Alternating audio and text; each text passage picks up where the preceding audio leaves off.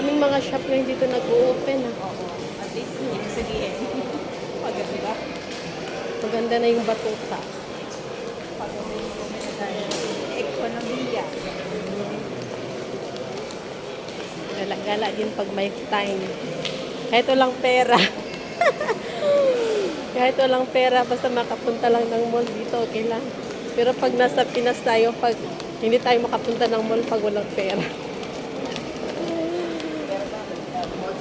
Bakit kasi sa Pilipinas, ang hirap-hirap doon pumunta ng mall? Pag 100 lang yung pera mo. Dito, 10. Makaupo ka na sa mall, di ba?